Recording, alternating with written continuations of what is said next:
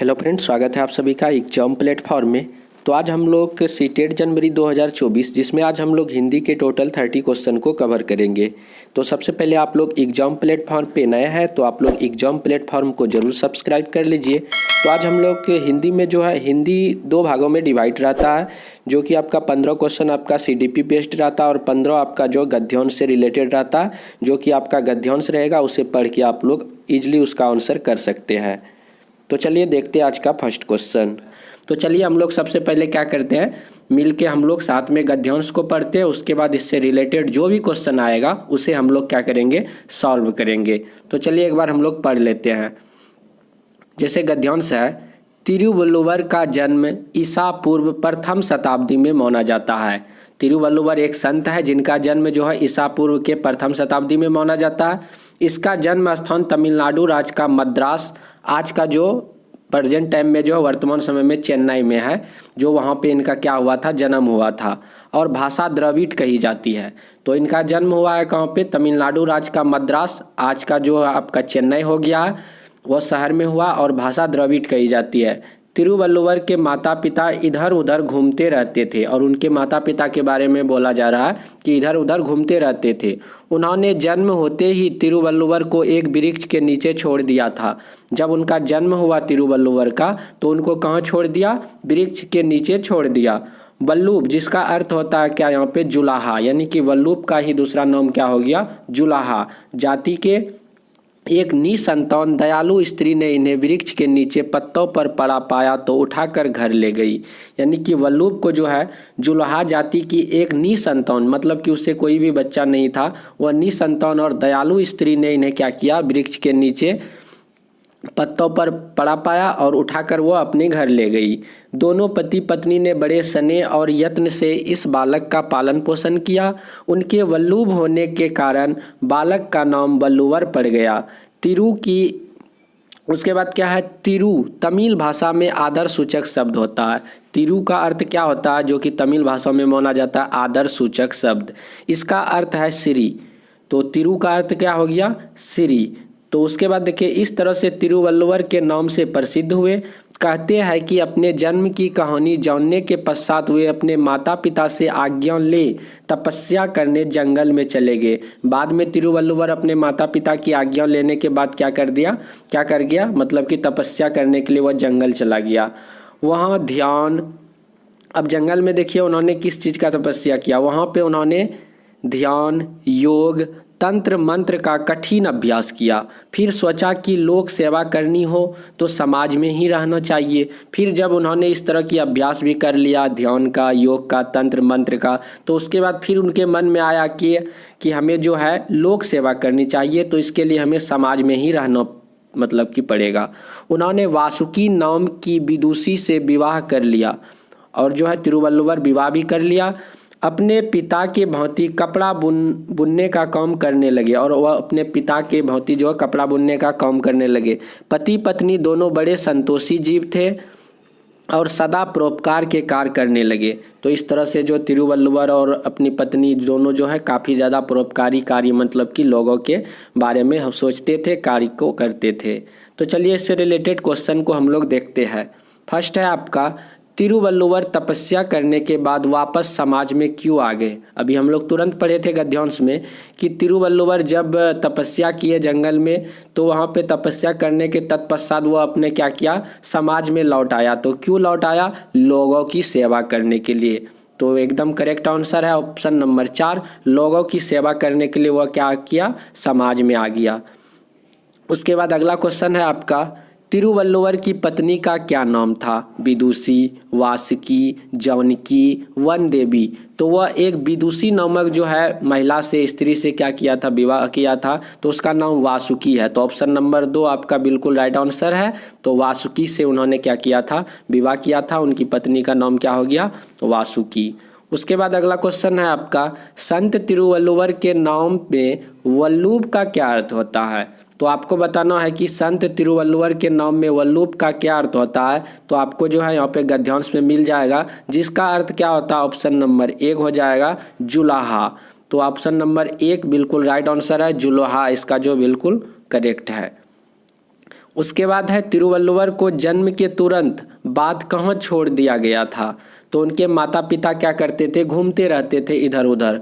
तो जब जैसे ही तिरुवल्लुवर का जन्म होता है तो तत्पश्चात जो है उनके माता पिता जो है क्या करते हैं, पेड़ के नीचे उसे जो है छोड़ देते हैं। कहाँ पे, पेड़ के नीचे में।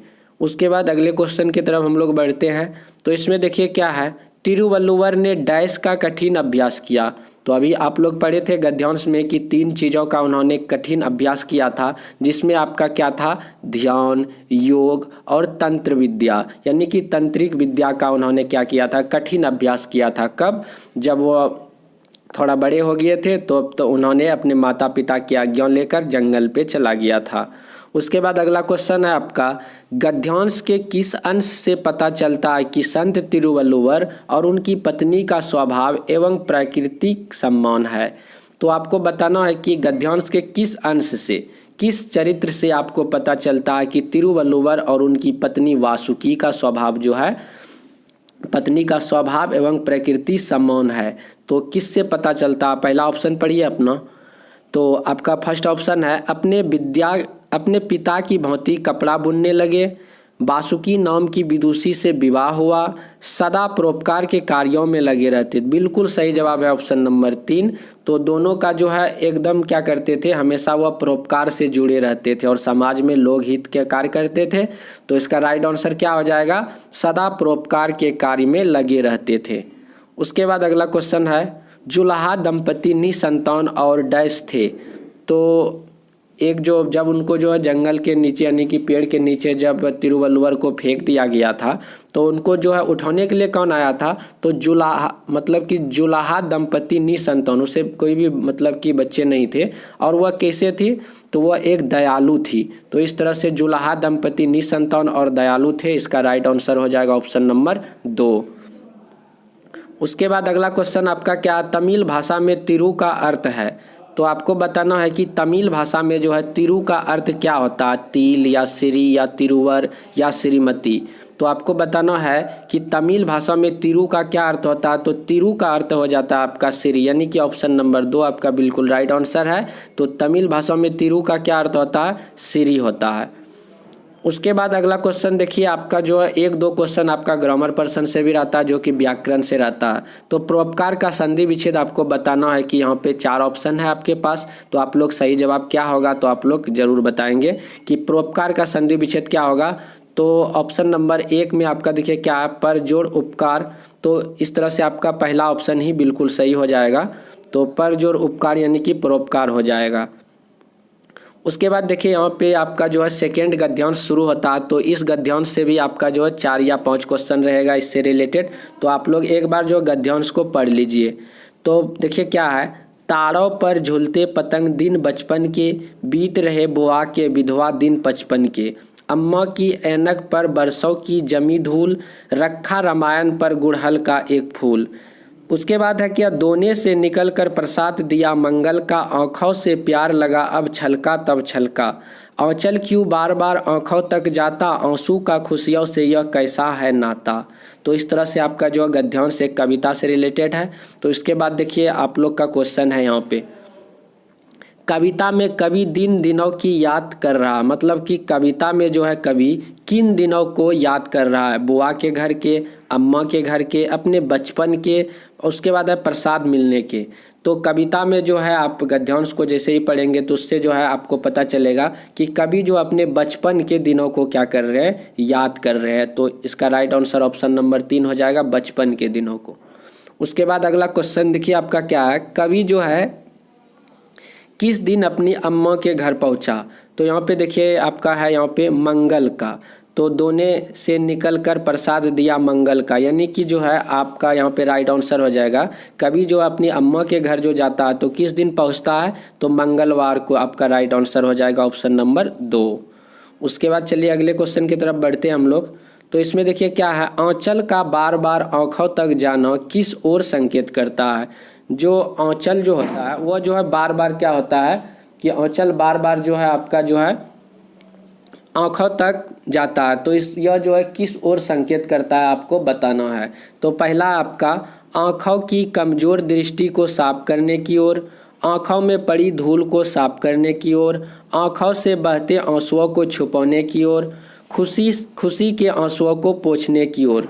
तो आपको बताना है कि जो बार बार जो है आंचल जो है आँखों तक जो जाता है यह किस ओर संकेत करता है। तो यह जो है खुशी के आंसुओं को पोंछने की ओर जो है संकेत करता है। तो आपका राइट आंसर क्या हो जाएगा, ऑप्शन नंबर 4, यानी कि खुशी के आंसुओं को पोंछने के क्रम में जो है वह आंचल बार बार आँखों तक जाता है, इसके लिए यह क्या करता है, संकेत करता है। तो ऑप्शन नंबर 4 बिल्कुल राइट आंसर होगा। उसके बाद देखिए अगला क्वेश्चन क्या है, कवि और परिवार के बीच गहरा स्नेह है, यह भाव कविता के किस पंक्ति से पता चलता है। कवि और परिवार के बीच जो काफ़ी ज़्यादा गहरा संबंध है, स्नेह है, तो यह भाव जो है कविता के किस पंक्ति से पता चलता आपको बताना। जैसे मंगल का प्रसाद देना, रामायण पर रखा गुड़हल का फूल देना, आँखों से प्यार छलकना, ऐनक पर धूल जमना। तो कवि और परिवार के बीच काफ़ी ज़्यादा मतलब कि गहरा यानी कि स्नेह को दिखाता है। तो यह जो कविता के जो है जैसे आँख से प्यार का छलकना, इस पंक्ति से जो है इसका जो है भाव निकलकर सामने आता है। ऑप्शन नंबर 3 बिल्कुल राइट आंसर हो जाएगा, आँख से प्यार का छलकना। उसके बाद अगले क्वेश्चन की तरफ बढ़ते हम लोग, कौन सा शब्द समूह से भिन्न है। तो आपको बताना है कि कौन सा समूह जो है यानी कि शब्द जो है समूह से भिन्न है। जैसे ऐनक है, रामायण है, पतंग है, उसके बाद क्या है, छलका। तो देखिए ऐनक, रामायण, पतंग ये सारे जो एक तरह से कहीं ना कहीं आपका नाउन जैसा आपका लग रहा है, संज्ञा है। यहाँ से अलग क्या हो जाएगा, छलका आपका बिल्कुल ही अलग हो जाएगा, ऑप्शन नंबर 4। उसके बाद अगले क्वेश्चन की तरफ देखिए बढ़ते हम लोग, दिन शब्द में किस प्रत्यय का प्रयोग किया जा सकता है।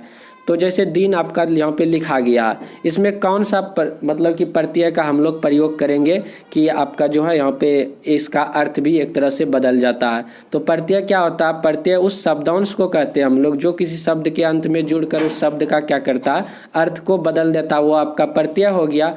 जस्ट इसका अपोजिट क्या हो जाता है, उपसर्ग। तो उपसर्ग आपका क्या हो गया, उपसर्ग उस शब्दांश को कहते हैं जो किसी शब्द के प्रारंभ में जुड़कर उस शब्द का क्या करता है, अर्थ को बदल देता है। तो यहाँ पे दिन आपका दिया गया है शब्द, तो दिन में कौन सा प्रत्यय लगाएंगे, एक, ईत, ई, आ। तो इस तरह से आपका जो एक प्रत्यय आप लोग लगा सकते हैं, तो क्या हो जाएगा, दैनिक बन जाएगा। तो इस तरह से दिन में कौन सा प्रत्यय लगाइएगा आप लोग, तो एक प्रत्यय यानी कि ऑप्शन नंबर 1 आपका बिल्कुल राइट आंसर हो जाएगा। उसके बाद देखिए आपका यहाँ से जो है CDP बेस्ड यानी कि बाल विकास, जो कि आपका 15 नंबर गद्यांश से आसपास रहता है क्वेश्चन, और 15 आपका जो है बाल विकास से संबंधित रहता है। तो चलिए इसे भी हम लोग देखते हैं। क्वेश्चन है आपका, भाषा प्रयोग के संदर्भ में लोगों के एक समूह द्वारा साझा किए जा रहे एक समान मानकों को किस रूप में लिया जाना चाहिए। तो आपको बताना है कि भाषा प्रयोग के संदर्भ में लोगों के एक समूह द्वारा साझा किए जा रहे हैं एक समान मानकों को किस रूप में लिया जाना चाहिए। भाषा रजिस्टर, वाक समुदाय, वाक प्रयुक्त, उसके बाद भाषा समुदाय। तो यहाँ पे जो है डायरेक्ट आपका ऑप्शन नंबर 4 बिल्कुल राइट आंसर है, भाषा समुदाय। भाषा समुदाय क्या होता है, जब एक ही समाज में विभिन्न प्रकार के लोगों द्वारा जो भाषा का प्रयोग किया जाता है, आपस में जो बोली मतलब कि बोलते हैं, तो वही आपका क्या हो जाएगा, एक तरह से भाषा समुदाय या बोली आप लोग बोल सकते हैं। तो इसका राइट आंसर हो जाएगा क्या, भाषा समुदाय। उसके बाद देखिए अगला क्वेश्चन क्या है आपका, एक बालिका पढ़ना सीखने मतलब कि पढ़ना सीखने के लिए प्रयासरत है। एक बालिका जो है पढ़ना सीखने के लिए क्या है, प्रयासरत है। उसकी अध्यापिका शब्द पहचानना जैसी बहुत सी युक्ति का प्रयोग करके उसकी मदद करती है और कुछ सप्ताह बाद वह पढ़ने लग गई है। बिना सहायता के कर पाना और सहायता मिलने पर कर पाना क्या कहलाता है। तो इसमें आपको बताना है कि जैसे कि आप कोई व्यक्ति जो है स्वयं से कितना कुछ कर पाता है, जब उससे किसी भी चीज़ के द्वारा, किसी भी व्यक्ति के द्वारा उसे मदद मिलता है, उसके द्वारा क्या मतलब कि कितना कुछ कर पाता है।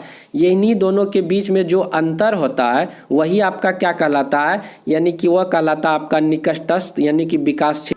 तो आप लोग इसे क्या बोल सकते हैं, ZPD बोल सकते हैं, जिसका सिद्धांत किसने दिया था, लेव वागोत्स्की ने दिया था। यानी कि स्वयं से व्यक्ति क्या कुछ कर पाता है और किसी के मदद के द्वारा कितना कर पाता है, उन दोनों का जो बीच का अंतर होता है वही क्या होता है आपका ZPD यानी कि कहलाएगा। ऑप्शन नंबर 3 आपका बिल्कुल राइट आंसर हो जाएगा।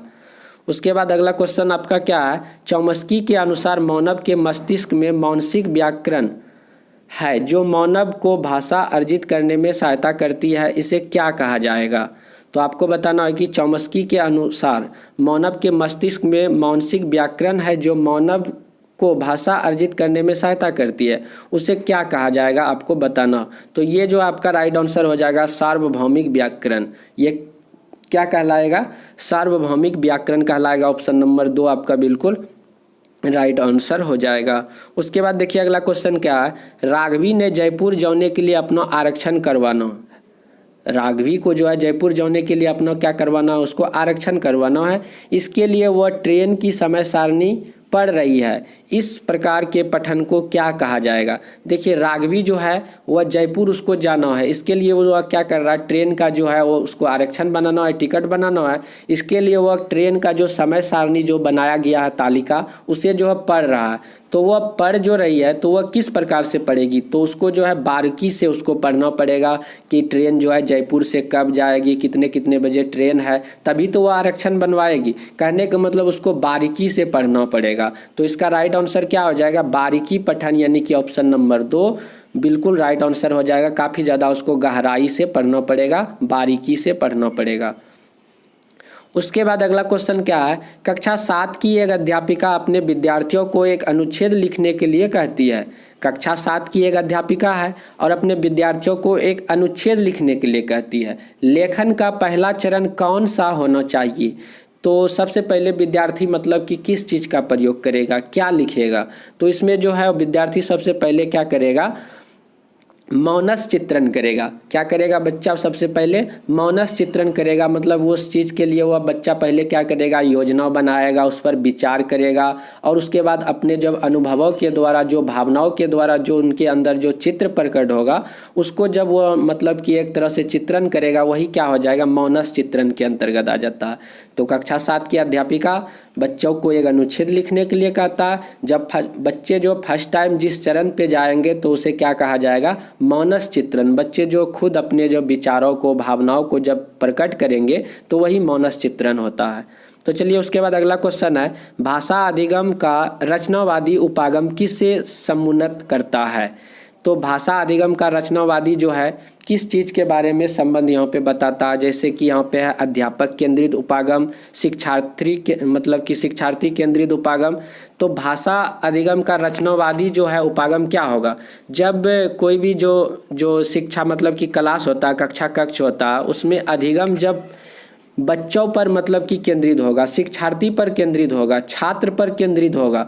मतलब कि उस कक्षा कक्ष में जब विद्यार्थियों की ज़्यादा भूमिका मतलब कि उसे अवसर दिया जाएगा किसी भी कार्य को करने के लिए, तो वह ज़्यादा बेटर होगा और काफ़ी ज़्यादा रचनात्मक मतलब कि उपागम को दिखाएगा। तो यहाँ पे शिक्षार्थी केंद्रित उपागम इसका राइट आंसर हो जाएगा, ऑप्शन नंबर 2।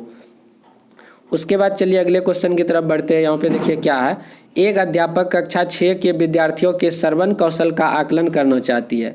एक अध्यापक जो है कक्षा 6 के विद्यार्थियों में जो है श्रवण कौशल, यानी कि वह बच्चा कितना मतलब कि सुन पाता, कितने अच्छे से किसी भी चीज़ को जो है अर्थ का ग्रहण कर सकता, इस तरह का वह आकलन करने के लिए चाहती है। तो निम्नलिखित में से कौन सी युक्ति श्रवण कौशल के आकलन की सर्वाधिक उपयुक्त गतिविधि होगी? तो इनमें से जो है श्रवण कौशल का जो जांच करना है शिक्षक को, शिक्षिका को, तो सबसे अच्छा कौन सा उपयुक्त मतलब कि उसमें गतिविधि होगा, तो उसी के बारे में आपको बताना है। जैसे फर्स्ट है आपका, अध्यापिका एक चित्र दिखाती है और विद्यार्थियों को उसका वर्णन करने के लिए कहती है। सेकेंड ऑप्शन है, अध्यापिका विद्यार्थियों को चुने गए आधार पर तालिका पूरा करने के लिए कहती है। कहीं ना कहीं ये देखिए बहुत ही ज़्यादा सटीक आपका ऑप्शन लग रहा है सेकेंड नंबर, कि अध्यापिका विद्यार्थियों को चुने गए, कोई किसी भी चीज़ के बारे में उसे बताया गया, मतलब बोला गया और बच्चों को क्या कहा, सुनने के लिए कहा गया, और सुनने के बाद तत्पश्चात उस बच्चे को क्या बोला गया कि आप इस पर जो इस तालिका को पूरा कीजिए। कहीं ना कहीं इससे जो है बच्चों में श्रवण कौशल का काफ़ी ज़्यादा क्या होगा, विकास होगा। तो इससे जो है उसका आकलन अच्छे तरह से कर पाएगा। तो ऑप्शन नंबर सेकेंड जो है आपका बिल्कुल राइट आंसर है। उसके बाद देखिए अगला क्वेश्चन क्या है, अक्सर यह देखा गया है कि बच्चे दीवारों और कॉपियों पर आड़ी तिरछी जो है यानी कि कीरम कांटे बनाते हैं, किस रूप में देखना चाहिए या देखा जाना चाहिए। तो अक्सर देखिएगा छोटे बच्चे क्या करेंगे कि दीवार में कॉपियों में जो है आड़ी तिरछी इस तरह से इधर उधर जो है लाइन को क्या करते हैं, ड्रॉ करते हैं। तो इसको जो है किस रूप में आपको देखना है। यदि आप परिवार के बड़े सदस्य हैं, माता पिता है, बच्चे के शिक्षक है, तो आप बच्चे को किस रूप में देखेंगे। तो फर्स्ट है आपका ऑप्शन, समय को पूरी बर्बादी और इस अवस्था को निरुत्साहित करना। क्या बच्चे जो आड़ी तिरछी इस तरह के लकीर खींच रहे हैं, क्या बच्चे समय का बर्बादी कर रहे हैं, उसे जो हतोत्साहित करना चाहिए। बिल्कुल ये गलत बात है, इस चीज़ को जो निगलेक्ट नहीं करना चाहिए। उसके बाद देखिए अगला क्वेश्चन, लिखने सीखने का आरंभिक चरण और इस अवस्था को प्रोत्साहित करना चाहिए। बिल्कुल सही बात है। बच्चे जब छोटे बच्चे होते हैं इस तरह की आड़ी तिरछी जब लाइन ड्रॉ करते हैं तो हम लोगों को चाहिए कि उसे जो है बच्चे में जो है उस तरह का हमको समझना चाहिए कि बच्चे में कहीं ना कहीं लिखने और सीखने का जो है गुण आ रहा है और इस चीज़ को काफ़ी ज़्यादा बढ़ाने की हम लोगों को ज़रूरत है, उसे प्रोत्साहित करना चाहिए। तो इस तरह से ऑप्शन नंबर सेकंड आपका बिल्कुल राइट आंसर हो जाएगा। उसके बाद देखिए आपका अगला क्वेश्चन क्या है, भाषा में ध्वनि की सबसे छोटी अर्थपूर्ण इकाई कौन सी है। जो हम लोग भाषा का जो प्रयोग करते हैं उसमें ध्वनि की सबसे छोटी इकाई और अर्थपूर्ण इकाई आपको बताना क्या कहलाता है। वो आपका जो ध्वनि ग्राम या स्वनिम कहलाता है। तो भाषा में ध्वनि की सबसे अर्थपूर्ण इकाई यदि आपसे पूछा जाए तो वह ध्वनि ग्राम, तो ध्वनि से रिलेटेड है तो ध्वनि ग्राम, इसी को आप लोग बोल सकते हैं स्वनिम, यानी कि ऑप्शन नंबर 2 आपका बिल्कुल राइट आंसर है। उसके बाद अगला क्वेश्चन है आपका, भाषा विकास का भाषिक पूर्व चरण कौन सा है। यानी कि आपको बताना है जब भाषा का बच्चों में क्या होता है, विकास होता है। वैसे भाषा अर्जन करने की जो है बच्चों में क्या होती है, जन्मजात उसमें पाई जाती है। बच्चा का यानी कि गर्भ से लेकर कि कब्र तक जो है उसमें भाषा अर्जन करने की जो है क्षमता रहती है। तो माँ के गर्भ से ही बच्चे जो है उसमें जो है सीखने का जो एक तरह से मतलब कि उसमें आ जाता है, गुण आ जाता है, कौशल आ जाता है। तो भाषा के विकास में जो भाषायिक पूर्व, जब भाषा का बच्चों में विकास होता उससे पूर्व बच्चे जो भाषा सीखते हैं उसे क्या कहा जाता है। तो कूजन या बबलाना, ये बिल्कुल आपका राइट आंसर हो जाएगा। कूजन या बबलाना लगभग इसमें जो है बच्चे जो है बहुत ही छोटे यानी कि 4-5 महीने के बच्चे होते हैं और उस टाइम में बच्चे जो है जैसे कि माँ, दा, की, ने इस तरह का वर्ड का जो प्रयोग करने लगते हैं, उसे ही हम लोग कूजन या बबलाना बोलते हैं। तो छोटे छोटे बच्चे रहेंगे तो देखिएगा बोलेगा माँ, माँ, दा, पहले तो एक ही अक्षर का वर्ड मतलब कि निकालते हैं माँ, दा, की, फिर थोड़ा सा उससे जब बड़े होते हैं तो मामा बोलने लगते हैं, दादा बोलने लगते हैं, काका बोलने लगते हैं। इस तरह से जब भाषा विकास होता है उसके पूर्व चरण को क्या कहा जाता है, कूजन या बबलाना, यानी कि ऑप्शन नंबर 4 आपका बिल्कुल राइट आंसर है। उसके बाद अगला क्वेश्चन है आपका, वह भाषा अधिगम विधि जिसमें शिक्षार्थियों को अर्थपूर्ण बातचीत में भाग लेने के अवसर दिए जाते हैं और जीवन की वास्तविक स्थितियों का सामना करने के लिए उसे प्रोत्साहित किया जाता है, तो क्या कहलाता है। संरचनात्मक विधि, प्रत्यक्ष विधि, संप्रेषणात्मक विधि या व्याकरण अनुवाद विधि। तो जब बच्चे में भाषा अधिगम की काफ़ी ज़्यादा जो है कौशल विकसित हो जाते हैं, एक दूसरे से बात करने का उसे अवसर दिया जाता है, तो और अपने वास्तविक जो उसका जो रियल लाइफ होता है उसको जो है एक दूसरे से बातचीत करने के मतलब कि अवसर काफ़ी ज़्यादा उसे दिया जाता है और इसको जो है प्रोत्साहित भी किया जाता है, तो वह क्या कहलाता है। यह जो आपका राइट आंसर हो जाएगा ऑप्शन नंबर 3, यानी कि संप्रेषणात्मक विधि। तो बात करने की जब मतलब कि कौशल आ जाती है, एक तरह से एक दूसरे के बातों को सुनते हैं, समझते हैं, तो आदान प्रदान करते हैं, तो वही आपका क्या हो जाएगा, संप्रेषण होता है। तो यह आपका राइट आंसर ऑप्शन नंबर 3 हो जाएगा। कौन सी विधि, संप्रेषणात्मक विधि आपका कहलाएगा। उसके बाद अगला क्वेश्चन आपका है, एक अध्यापिका ने देखा कि उसके विद्यार्थी अपने लेखन में वर्तनी की गलतियां कर रहे हैं। एक अध्यापिका ने अपने बच्चों में क्या देखा कि वर्तनी मतलब कि जो हिज्जे आपका जो है बच्चों का हिज्जे जो है काफ़ी ज़्यादा गलत हो रहा। उनकी इस समस्या के समाधान के लिए अध्यापक को कौन सी शिक्षण युक्ति का प्रयोग करना चाहिए। तो बच्चे को जब किसी भी प्रकार का वर्तनी लिखने के लिए कहा जाता है तो वह गलती करते हैं, तो इस समस्या का निदान करना है तो शिक्षक यानी कि अध्यापक कौन सी युक्ति का प्रयोग करेंगे। उच्चारण का अभ्यास, मौनस चित्रण, स्वस्वर पठन, श्रुत लेख। यानी कि इसमें जो है श्रुत लेख का जब वह इस्तेमाल करेंगे तो उससे बच्चों में जो है कहीं ना कहीं वर्तनी में जो गलतियां होती है, अशुद्धियां होती है, उसको सुधारने में काफ़ी ज़्यादा उसे क्या होगा, मदद मिलेगा। तो इसके लिए अध्यापक को क्या करना पड़ेगा, कौन सी युक्ति का सहारा लेना पड़ेगा, श्रुत लेख का इस्तेमाल करना पड़ेगा। उसके बाद अगला क्वेश्चन है, एक अध्यापिका विद्यालय पूर्व के बच्चों को बड़ी चित्रात्मक पुस्तकें पढ़ने के लिए देती है और फिर उन चित्रों के बारे में बताने के लिए कहती है। यह बच्चों को किस तरह से मदद करती है आपको बताना है।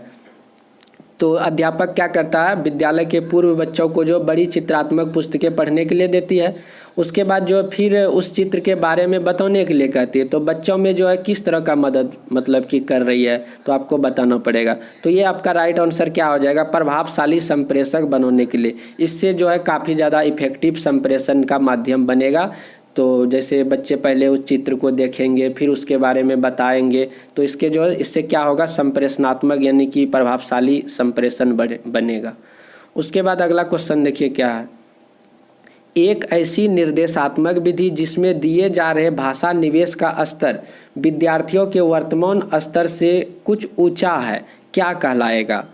देखिए क्या है, एक ऐसी निर्देशात्मक ऐसा डायरेक्शन विधि दिया जाता है, डायरेक्शन दिया जाता है जो भाषा निवेश का स्तर जो है विद्यार्थियों के जो वर्तमान मतलब प्रेजेंट टाइम में उसका जो भाषा निवेश का जो स्तर है उससे कहीं ज़्यादा उसको दिया जाता है। तो ये क्या कहलाता, ये जो आपका जो बोधगम्य निवेश आपका कहलाएगा। ऑप्शन नंबर 2 आपका बिल्कुल राइट आंसर हो जाएगा, क्या, बोधगम्य निवेश। उसके बाद अगला क्वेश्चन है आपका यहाँ से यानी कि लास्ट क्वेश्चन, निम्नलिखित में से कौन सी पठन बोध की युक्ति नहीं है। तो आपको बताना निम्नलिखित में से जो कौन सी पठन बोध की युक्ति नहीं है, अनुमान लगाना, सारांशीकरण, निष्कर्ष निकालना, संपादन। तो इनमें से आपको बताना है कि कौन सा ऑप्शन जो बिल्कुल राइट हो जाएगा। तो यहाँ पे जो है कौन सा मतलब कि बोध युक्ति नहीं है, तो अनुमान लगाना, किसी भी चीज़ पर जो है अनुमान जो लगाया जाता है वो जो है एक प्रकार का बोध युक्ति नहीं है। बट यहाँ पे रेस्ट आर जो आपका 3 ऑप्शन जो बचता है, सारांशीकरण, निष्कर्ष निकालना, संपादन करना, तो ये सारे जो है बोध की युक्ति हो जाती है, पठन बोध। तो इस तरह से यहाँ पे राइट आंसर आपका अनुमान लगाना। तो यहाँ पे हम लोग जो है हिंदी के टोटल 30 क्वेश्चन को कवर किए हैं। तो आप लोग अभी तक यदि चैनल पे नए हैं तो प्लीज़ आप लोग सब्सक्राइब भी कर लीजिए। और बहुत सारे वीडियो जैसे CDP, EVS, उसके बाद आपका हिंदी, संस्कृत, मैथ्स का डाला गया, तो आप लोग नहीं देखे उसे भी जा कर के आप लोग को प्लेलिस्ट में मिल जाएगा, तो वहाँ से आप लोग देख सकते हैं। तो चलिए हम लोग मिलते हैं अगले वीडियो में। जय हिंद, जय भारत।